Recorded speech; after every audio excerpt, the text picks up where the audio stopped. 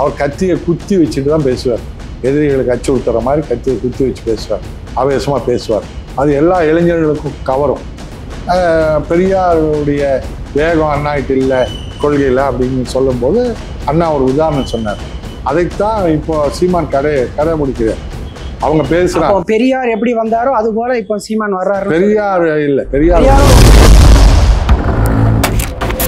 அவங்க எல்லாருக்கும் அந்த கூலிப்படை, எல்லா அரசியலுக்கும் அரசியல்வாதிகளும் அதை பயன்படுத்துகிறவங்க தான். அதில் இது காலங்காலமாக தான் நடந்துருக்கு. சொந்த குடும்ப தகராறு இதெல்லாம் ஒரு அரசு எப்படி போய் வீடு வீடுக்கு காவல் காக்க முடியுமா, வீடு வீடுக்கும் பாதுகாப்பு கொடுக்க முடியுமா? சரிங்க. இப்போ தொடர்ந்து ஒரே இலவச அறிவிப்புகளும் அதிகமாகவே இருக்குது. இது ஒரு நாட்டின் வளர்ச்சிக்கு பின்ன போகாதா? நிச்சயமா பின் போகல. கடனும் நமக்கு தானங்க அதிகமாக இருக்கு. உலக வங்கியில் வாங்கப்பட்ட கடனும் இந்தியாவிலேயே தமிழ்நாட்டுக்கு தான் அதிகமாக இருக்கு. கடன்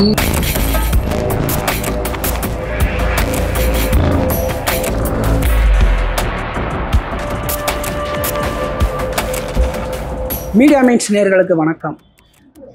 இன்று நம்மோடு தந்தை பெரியார் அவருடைய வழிநடத்தலில் வந்தவங்க, திராவிட கழகத்தின் முன்னோடிகளில் ஒருத்தங்க நம்மளோட இணைஞ்சிருக்கிறாங்க. வணக்கம். வணக்கம். ஏன் எப்படி இருக்கீங்க?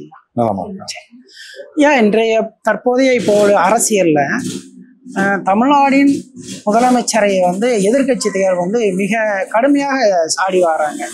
மக்களை காக்க தவறிட்டாரு, தொடர் கொலைகள் நடைபெறுது அப்படின்னு சொல்லி ஒரு குற்றச்சாட்டு வைக்கிறாங்க. நீங்க அதை பொதுவாக இன்றைக்கு திராவிட மாடல் ஆட்சியில தமிழக முதல்வர் மாண்புமிகு ஸ்டாலின் அவருடைய செயல்பாடு மிக சிறப்பாக அமைந்திருக்கின்றது. ஆனால் நேரடியாக அவரை கொள்கை ரீதியில் எதிர்க்க முடியாதவங்க அவர்களை கொச்சைப்படுத்தி ஏதாவது இந்த கொலைகள் என்பது இன்றைக்கு ஒரு ஏதோ திமுக ஆட்சி வந்துதான் இது நடக்குது என்பதல்ல, இது காலங்காலமாக நடைபெறுகின்ற ஒரு குற்றச்செயல். இல்லைங்க, அது தொடர்ந்து நடைபெறதா அவங்க சொல்றாங்க. தொடர்ந்து நடைபெறதுங்கிறது அந்த சம்பவங்கள் ஒவ்வொன்றும் காவல்துறை நடவடிக்கை எடுத்து அந்த காரணங்களை பார்த்தா சம்பந்தமே இல்லை. அவங்க சொந்த பகை, சொந்த குடும்ப தகராறு, தொழில் தகராறு, இதெல்லாம் ஒரு அரசு எப்படி போய் வீடு வீடுக்கு காவல் காக்க முடியுமா, வீடு வீடுக்கும் பாதுகாப்பு கொடுக்க முடியுமா? இது அந்த வகையில தான் அது இது பண்றாங்க. கூலிப்படைகளின் ஆதிக்கம் அதிகமாயிருச்சு அப்படின்னு சொல்லி இல்ல, கூலிப்படைகள் ஆதிக்கம். ரெண்டாவது அந்த கூலிப்படைகள் அவங்க எல்லாருக்கும் அந்த கூலிப்படை எல்லா அரசியலுக்கும் அரசியல்வாதிகளும் அதை பயன்படுத்துறவங்க தான். அதுல இது காலங்காலமா தான் நடந்துட்டு இருக்கு. அப்போ அவங்க ஏன் இப்படி துணிச்சலா திரும்ப திரும்ப செய்யறாங்கன்னு சொன்னா எனக்கு ஒரே சந்தேகம்.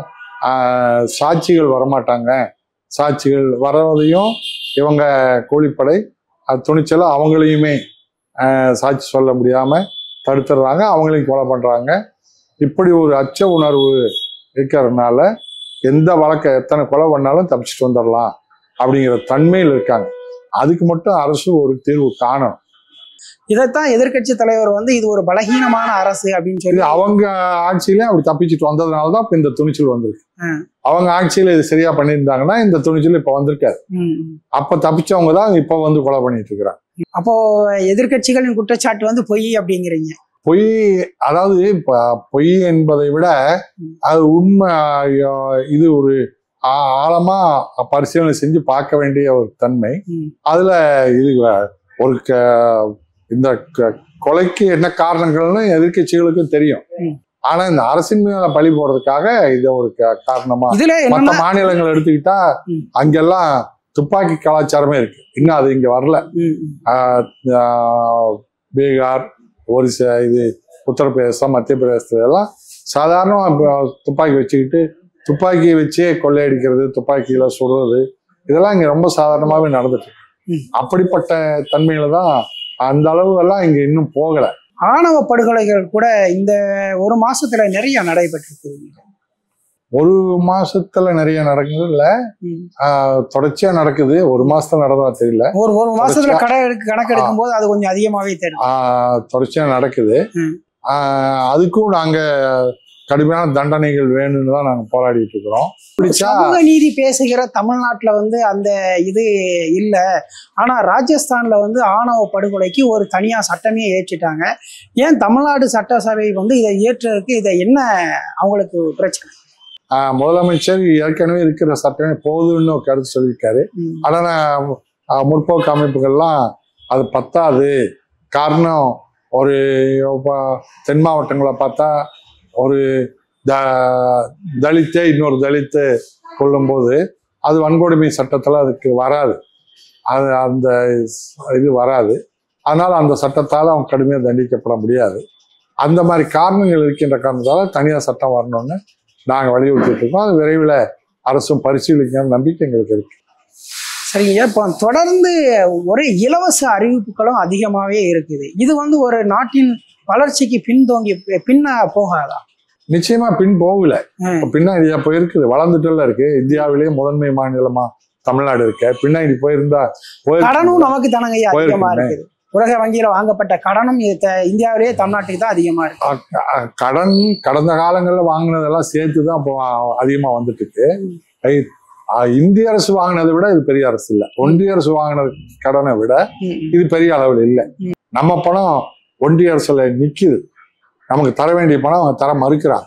அதனால நாம இப்போ தேவைக்கு கடன் வாங்க வேண்டிய கட்டத்தில் இருக்கிறாங்க. இந்த ஜிஎஸ்டி இல்லாம இந்த வரி வருவாய் முழுக்க தமிழ்நாடே பயன்படுத்துற தன்மை வந்தால் நிச்சயம் கடன் வாங்க வேண்டிய அவசியமே வராது.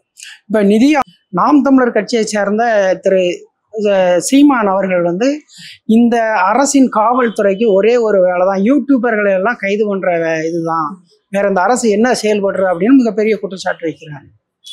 அது அவருடைய வெறும் கைதட்டலுக்கும் ஒரு ஒரு மேனரிசம், உடல் அசைவுல இளைஞர்களை ஆவேசமா பேசி கவர்றதுங்கிறத தவிர அவர்கிட்ட வேற எந்த உண்மையும். இதுக்காக மட்டுமே அவர் அரசியல் நடத்துவாங்களா?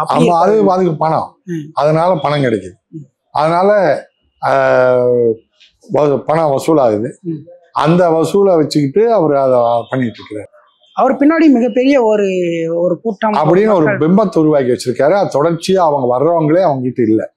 ஒரு கூட்டம் வரும், முதல்ல கூட்டம், ஒரு கூட்டத்துல பாத்தீங்கன்னா முதல்ல வர்ற கூட்டம் வரும். அந்த முதல்ல இருக்கிற ஒரு 1000 பேர் போயிடுவாங்க, பின்னாடி ஒரு 1000 பேர் சேருவாங்க. அது முழுக்க அவருக்கு சீமானுடைய கூட்டம்ங்கிறது வெறும் மேடையில ஆவேசமா பேசுவதும், ஒரு உண்மை இல்லாம பொறுப்பெடுத்துக்காம தான் செய்யக்கூடிய எதையுமே தனக்கு பொறுப்பு இல்லாம பேசக்கூடிய பேச்சு, அது இளைஞர்களை கவரும். பெரியாரும் அண்ணாவும் இருந்தபோது, அண்ணா ஆட்சியில் இருந்தபோது பெரியாருடைய வேகம் அண்ணாகிட்ட இல்லை கொள்கையில் அப்படின்னு சொல்லும்போது அண்ணா ஒரு உதாரணம் சொன்னார். ஐயா கொள்கை அடிப்படையில் நிறைய பேசுறாரு, போராட்டம் நடத்துறாரு, எல்லாம் பண்றாரு. ஆனா அவர் கையில் இருக்கிறது வெறும் கரண்டி, அந்த கரண்டியில எதுவுமே இல்லை. ஆனா நான் ஆட்சியில் இருக்கிறேன், என் கையில் இருக்கிறது உளுந்து உள்ள கரண்டி, என் கையில் இருக்கிற கரண்டியில உளுந்து இருக்குது. உளுந்து இருக்கிற கரண்டியை நான் வேகமா சுத்த முடியாது, வெறுங்கரண்டியை ஐயா வேகமா சுத்தலாம். வெறுங்கரண்டினா கொள்கை இல்லைன்னு சொல்லலை, பதவி இல்லை, அதாவது ஆட்சி இல்லை, என்கிட்ட ஆட்சி இருக்கு, இந்த ஆட்சியில் இருக்கிற காரணத்தால் நான் பொறுப்போட நான் அதிகமா செய்ய. அதே திமுகவே எதிர்கட்சியா இருக்கும்போது, இன்னும் சொல்ல போனா ஆட்சிக்கு வராத போது 67க்கு முன்னாடி இருந்த வேகம் பேச்சு, அப்பெல்லாம் அதைத்தான் இப்போ சீமான் கடைபிடிக்கிறார். அவங்க பேசுறாங்க. பெரியார் எப்படி வந்தாரோ அது போல இப்போ சீமான் வர்றாரு. பெரியார் இல்ல, பெரியாரோட ஒப்பிடுறீங்களா? பெரியாரோட ஒப்பு இல்ல, பெரியாருக்கு கால் தூசி கூட சமமா இல்லை, வர முடியாது.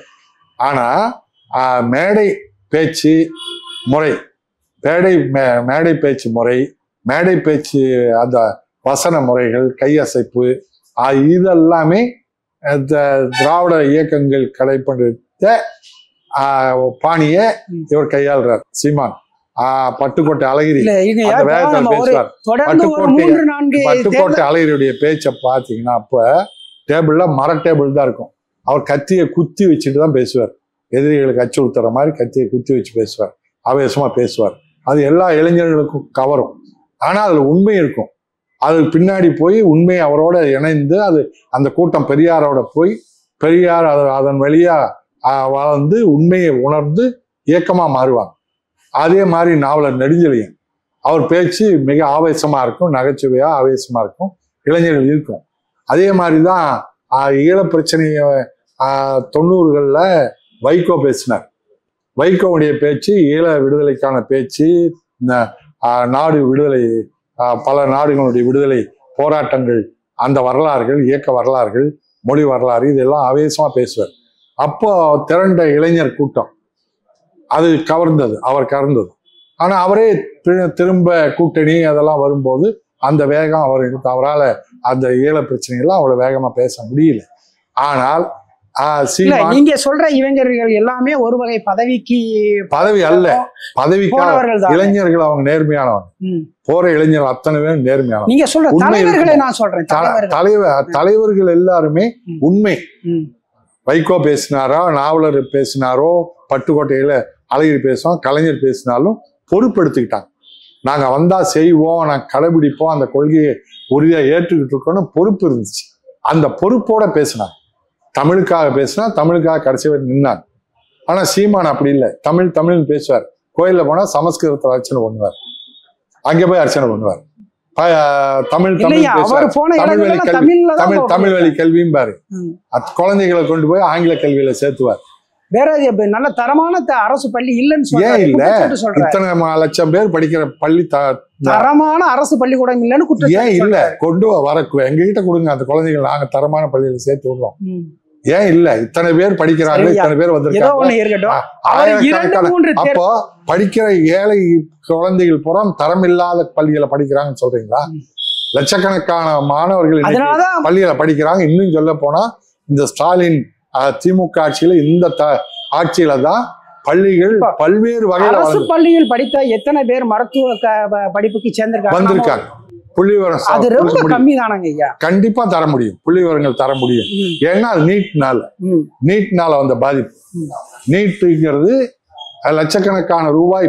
நீங்க பெரிய கான்வென்ட்ல படிச்சா கூட மருத்துவர் ஆக முடியாது நீட் இருக்கிற வரைக்கும். நீட் யாருக்குன்னா பணம் உள்ளவனுக்கு மட்டும்தான் நீட். அதை விட அபாண்டமா ஒரு அரசியல்வாதியா சொல்ற செய்தியாது. ஒரு நாள் என்கிட்ட பதவி கொடுத்துப்பாரு, நான் அதை பண்ணிடுவேன். என்ன ஒரு நாட்டுல எந்த யாரும் வெளிநாட்டுக்காரர்களோ மற்ற அரசியல் அறிந்தவர்களோ சிரிப்பாங்க ஒரு நாள். அப்போ ஒரு ஆட்சி கொடுக்கறதுங்கிறது, முதல்ல கொடுக்கறதுங்கிற யார் தர முடியும்? மக்கள் கொடுக்கணும். மக்கள் எல்லாம் கூடி பேச முடியுமா? எப்படி கொடுப்பாங்க? ஒரு நாள் எப்படி கொடுப்பாங்க? மக்கள் கூட முடியுமா?